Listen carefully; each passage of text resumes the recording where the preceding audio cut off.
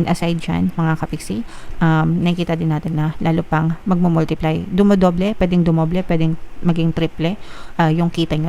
Depende sa effort nyo, mga kapiksi. Or pwede rin naman yung source of, yung source of income nyo yung maging doble. So, let's say, meron ka ng trabaho, pero maaari ka magkaroon ng side hustle, ganyan. Or additional source of income, mga kapiksi. And yung mga additional source of income na yun, guys, maaaring maging dahilan para mag-multiply, no? Mag-multiply, dumami. Pag sinabi...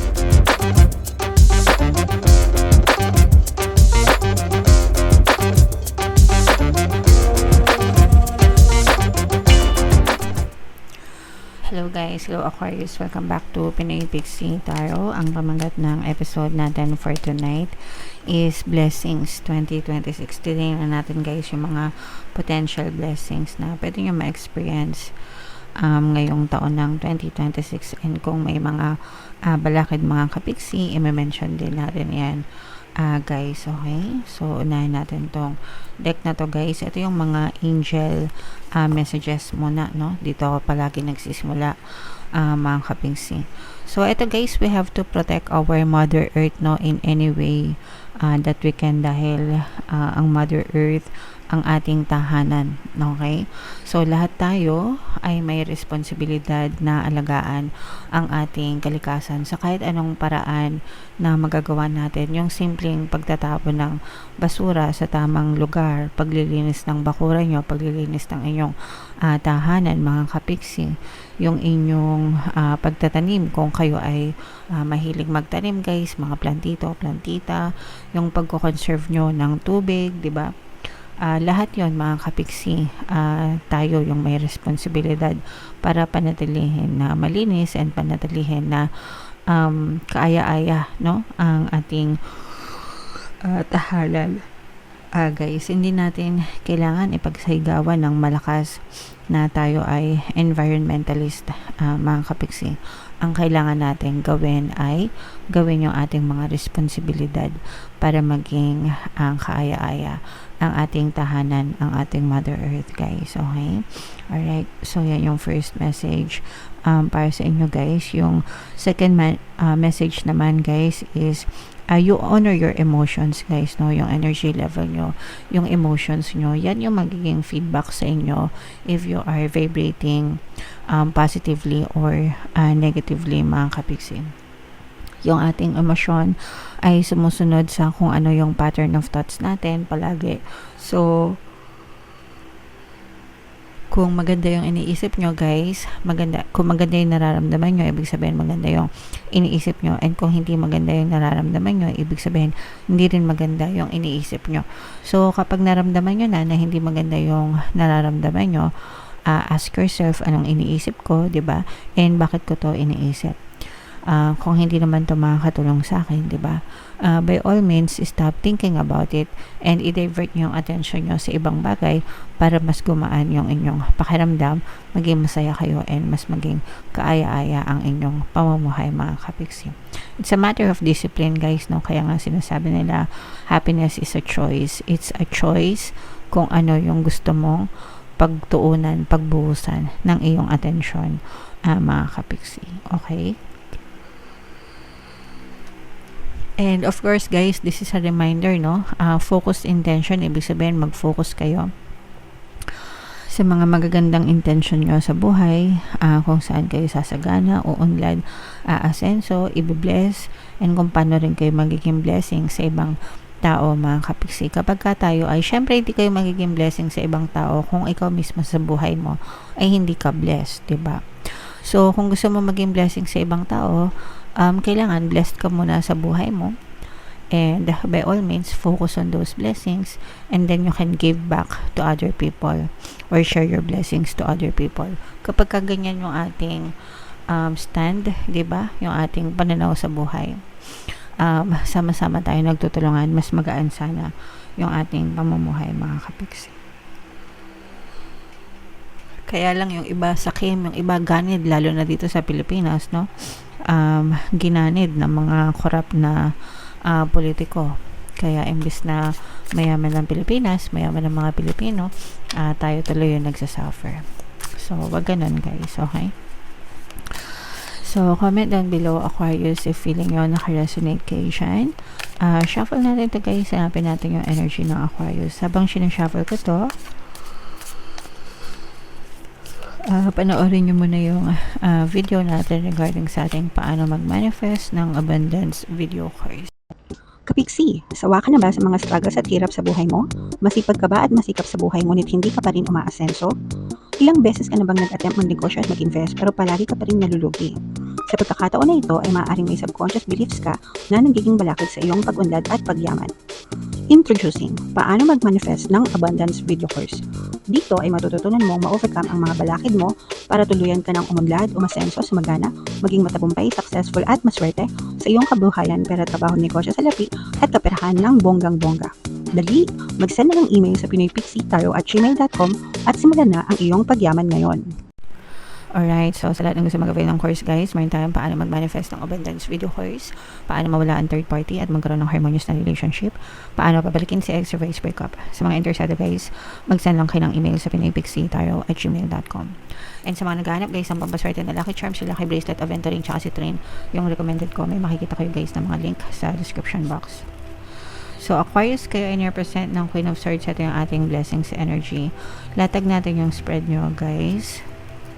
So, babasahin natin both positive and negative. Yung negative guys, yun yung maaaring maging balakid sa mga blessings nyo.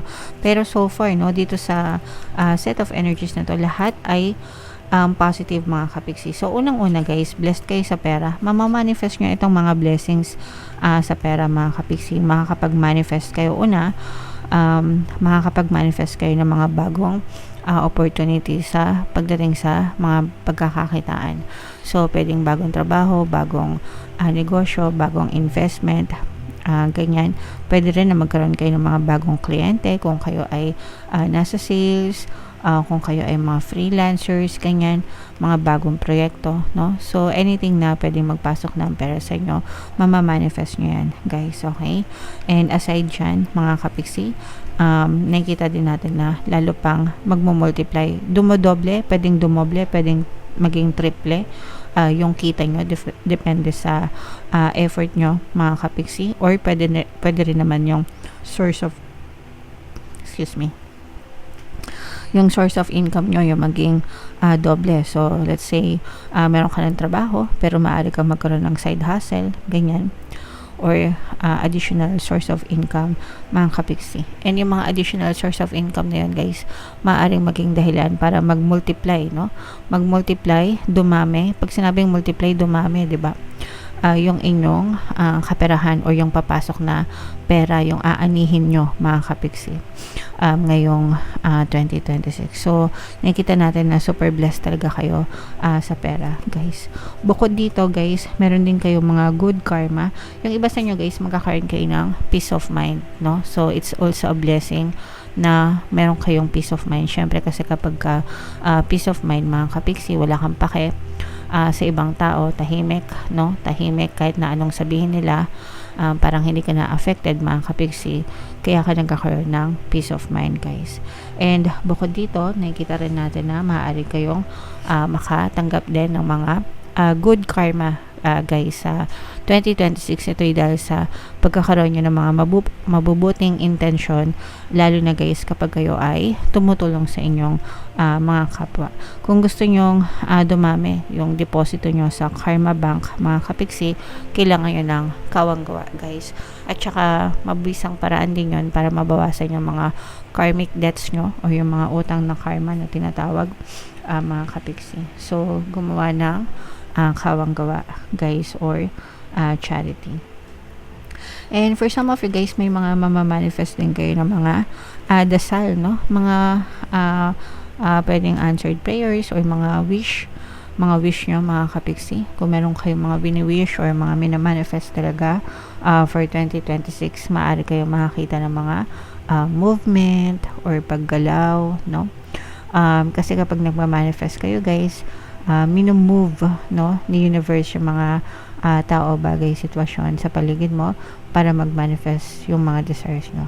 So, yung iba sa inyo, guys, parang unti-unti, bawat kahilingan nyo, bawat dasal nyo, nakikita kayo ng mga movement, guys. Okay? Yung iba sa inyo guys, parang meron kayong chance na mag-aral. Pwedeng mag-aral sa ibang bansa, nararamdaman ko, no? So, kung yung iba sa inyo nag-aaral sa ibang bansa, nag-a-apply na mag-aral sa ibang bansa, maaring matuloy yan, mga kapiksi. O kaya naman kung nag-enroll kayo sa mga online classes, online school, online courses, ganyan, nakikita natin na malaki yung potential, no?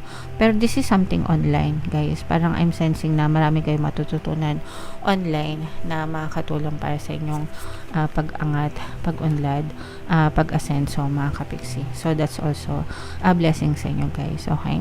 So nakita nyo guys, ang daming blessings sa inyo sa 2026, no? So i-mind nyo na agad yan, yung mga manifestation na yan, especially dito sa kaperahan, yung nagmo-multiply yung pera, yung mga good karma, guys, no? At saka yung mga manifestation ng mga desires nyo, mga kapiksi. Okay, so what else guys? Meron ditong presence ng earth signs, Capricorn, Taurus, Virgo. For some of you, maaaring may earth element kayo sa inyong natal chart, or you may be dealing with another earth sign. Ito guys, nakikita natin na medyo nagkakaroon ng konting suffering sa relationship, mga kapiksi, no? And ang reason nito mga suffering nito is may mga pagdududa sa person. If you have like a lot of doubts sa person mo, ibig sabihin hindi ka nagtitiwala sa kanya, marami kang kuda, pinagdududahan mo siya, yun nga, pinagdududahan mo siya kasi wala kang tiwala sa kanya. And for some of you, maaring insecurities din ito guys. You don't feel secure sa person mo or dun sa relationship, and kinakain kayo ng kalungkutan. Yung iba sa inyo in a relationship pero malungkot guys, no? Ibig sabihin may partner nga kayo pero parang feeling mo wala naman kayong partner. So parang you feel alone, parang feeling mo this is one-sided or unrequited, na parang ikaw lang yung nagmamahal pero hindi niya sinusuklian ng person mo. So there's a lot of jealousy na nararamdaman natin and a lot of insecurities sa relationship. So ang sagot sa mga insecurities guys ay self-love. Instead of relying on your person, you have to focus on yourself first and love yourself, and you will also get the same amount of love from your person, mga kapiksi, and hindi kayo makakaramdam ng insecurities guys. Pwede rin kayo makinig guys ng mga swerte sa relasyon na mga subliminal natin, ng mga relationship subliminals, pampabalisa, pampamiss, pampamahal, kahit kung ano yung feel mo na makaka-resonate sa sitwasyon nyo. Kasi kaya hiwa-hiwalay yung subliminal natin guys, kasi iba-iba kayo ng sitwasyon na pinagdadaanan. Yung iba kasi nagsasabi bakit hindi na lang pagsamasamahin, ganyan. Iba-iba kasi kayo ng sitwasyon, hindi siya makaka-resonate sa lahat, kaya ako hinihiwalay yung mga subliminals. Pero kung ano yung feeling nyo na naka-resonate sa inyo sa mga subliminals, pwede nyo pakinggan isa-isa, combo-combo nyo hanggang sa makakita kayo ng movement sa inyong physical reality regarding sa inyong sitwasyon, mga kapiksi. Okay? Another blessing na makikita natin is bibigyan kayo ng chance ni universe na sumakses or magtagumpay ngayong 2026, mga kapiksi. So kung meron kayong mga goals, meron kayong mga desires, meron kayong dreams na mga minamanifest, this is about manifestation. I'm sensing guys na yung 2026 mo, when it comes to blessings, is yung mga manifestation talaga ng mga pangarap nyo sa buhay. Okay? Especially kung ang pangarap nyo is umunlad, umasenso, sumagana pagdating sa kaperahan. Yun talaga yung ma-experience nyo, and yun talaga yung mararanasan nyo guys. Okay? And pasulong, paabante yung inyong energy. You will take risks, mga kapiksi. Ibig sabihin parang unstoppable yung energy nyo when it comes to achieving your dreams guys, no? And kapag ganyan, malaki talaga yung chance na sumakses kayo, Aquarius, ngayong 2026. Okay? Alright, so i-main nyo na yan guys, yung mga success, tagumpay, unstoppable na energy, mga kapiksi. And like I said, no, yung iba sa inyo, parang sabi ko nga, maaari kayong mag-invest sa sarili nyo, sa mga karunungan nyo. Especially guys, yung iba mag-aaral talaga. Pwedeng magbabalik sa eskwelahan, yung mga hindi nakatapos, kunwari, before nag-stop ka mag-aral, kasi kailangan mo magtrabaho, pero ngayon magbabalik eskwela na kayo. Or parang i-squeeze nyo yung pag-aaral dun sa schedule nyo. Pwede naman kasi yung iba mag part-time, ganyan. part-time tapos aral. So, yung iba sa inyo parang ganun yung ginagawa. You will invest more on yourself, but at the same time, you will also have fun, no? Yung iba sa inyo, I'm sensing na you will gain a lot of friends, mga kapiksi. Parang magigain kayo ng mga new connections, guys. And yung mga connections na yun, mga kapiksi, makakatulong sa inyo para mas lalo kayong i-bless or para mas magkaroon kayo ng maraming opportunities sa buhay. Aquarius, okay? Alright, so napakaganda, napaka-positive ng mga blessings. Aquarius, comment down below if naka-resonate kayo. Lahat ng mga magaganda, guys, i-main nyo na sa comment section. So, bunot lang tayo ng isa pang card para sa inyong additional na mensahe. You need to ignore what everyone else is doing and achieving. Your life is about breaking your own limits and outgrowing yourself to live your best life. You are not in competition with anyone else. Plan to outdo your past, not other people. So, ito guys, wag nyong ikukumpara yung ikaw, yung sarili mo sa ibang tao. Kasi, iba-iba kayo ng journey, mga kapiksi. Iba-iba kayo ng effort na binibigay, no? Yung iba, kaya sila, kung nakikita nyo na sumasukses sila sa buhay nila ng mas mabilis or mas mataas kumpara sa inyo, mga kapiksi, or kumpara sa ibang tao, that's because nandun yung level of dedication nila, yung effort nila, mga kapiksi. Hindi nyo alam, nakikita nyo yung mga end result lang, pero at the back end, hindi nyo alam kung gaano yung mga sacrifices and effort nila para ma-achieve yung mga level of success na meron sila. So, iba-iba tayo ng ginagawa, iba-iba tayo ng energy na binubuhos, mga kapiksi, no? That's why other people, mas mabilis yung pag-unlad, pag-asenso nila kasi they're using what? 100%, probably more than mga 200, 1,000% ng energy nila, binubuhos nila. While others, diba, parang pa-relax-relax lang, pa-chill-chill lang, tapos hoping sila na sumakses sila, pero yung effort magkaiba, yung energy magkaiba. It's about a matter of kung gaano ka-focus yung energy nyo, mga kapiksi. Okay? But, you should not compare yourselves with other people. Pero ikumpara mo yung sarili mo sa old version mo. Ano ka kahapon? Ano ka nung isang linggo? Ano ka nung isang buwan? Ano ka nung isang taon? Diba? Gaano ka kasipag nung isang buwan? Gaano ka dami yung energy na binubuhos mo nung isang taon kumpara ngayon. So, dapat ganun yung comparison, mga kapiksi. Para malaman mo kung talagang may chance yung success mo or wala, guys, diba? So, do not compare yourself with other people, but compare yourself with the previous version of yourself, guys. And you can do better, no? Kung tamad ka kahapon, kung deadma ka nung isang araw, baka ngayon, no, pagbutihan mo na, baka ngayon, ibigay mo na yung 1,000% ng energy mo so that you can live to your, highest potential, Aquarius. Okay? Alright. So, yeah. Yan yung blessings nyo, guys, Aquarius, for 2026. Comment down below if naka-resonate kayo dyan. Happy 2026 sa inyo, guys. Happy New Year sa inyong lahat. Thank you so much sa pagsama nyo sa akin. Ngayong 2026, abangan nyo yung ating subliminal sa December 31, 8 p.m. Pampaswerte subliminal para sa 2026, mga kapiksi. Pakinggan nyo habang naghihiwalay yung taon, guys. Okay? Alright. So, yeah. Ito yung ating 2026 kapalaran, guys. Ito naman yung ating success stories ng paano mag-manifest ng abundance video course.